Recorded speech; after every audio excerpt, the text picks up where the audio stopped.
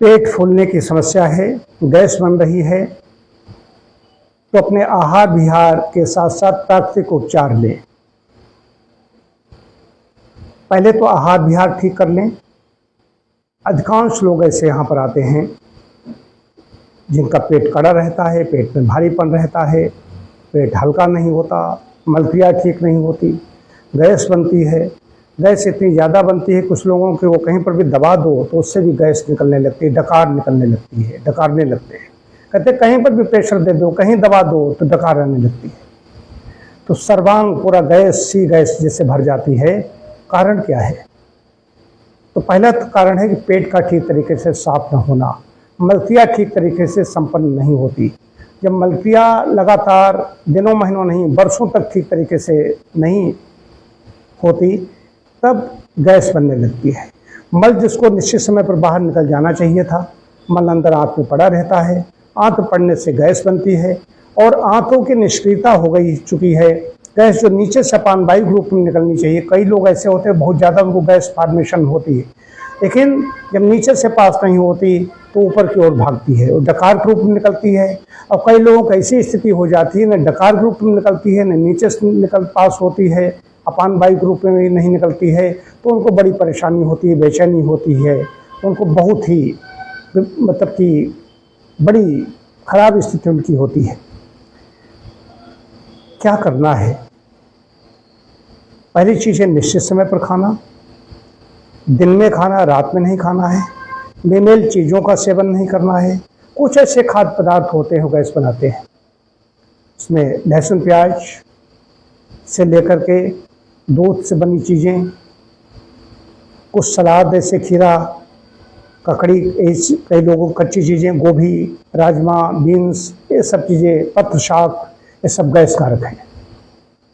तो जिनको ऐसी समस्या है, पत्र शाक नहीं लेना है, गोभी, बंद गोभी, सरसों, पत्र शाक में तो सरसों पालक ऐसे शाक ये बंद कर दें कुछ दिन के लिए। कच्ची चीज़ें नहीं खानी है, कि उनकी कहीं कहीं मंदाग्नि भी है तो कच्ची चीज़ें खाएंगे उससे और ज़्यादा गैस बनेगी। सिर्फ इतना आहार इतना कर लें, निश्चित समय पर खाना है, सुबह 8-9 बजे से लेकर के रात को 6-7 बजे तक जो भी खाना पीना है, शाम को 6-7 बजे तक एक दिन में अपना पूरा कर लें। रात में नहीं खाना है, बस सुबह व्यायाम करना है। व्यायाम में टहलना आवश्यक है। कई बार गैस बन जाती है, ज़्यादा व्यक्ति खाते खाते बात करता है, मुँह के द्वारा भी गैस ज़्यादा निकल जाता है, मुँह खुला रखते हैं या बात करते हैं, भोजन समय ही उनकी बातें याद आती हैं, भोजन समय जल्दी जल्दी खाते हैं, बात करते हुए खाते हैं, हंसते हुए खाते हैं, उससे भी गैस अंदर पहुँच जाती है। इतना कर लेंगे, अगर उधर आहार ठीक कर लिया, इधर आपने बिल्कुल मौन खाना है। मौन हमारे यहाँ तो विधान भी है, ब्रह्मचारी को बताया जाता है, जब उसका उपनयन संस्कार किया जाता है कि मौन भोजन करना है। आज के लोग नहीं करते हैं, करने वाले कम हैं, कुछ लोग करते भी हैं।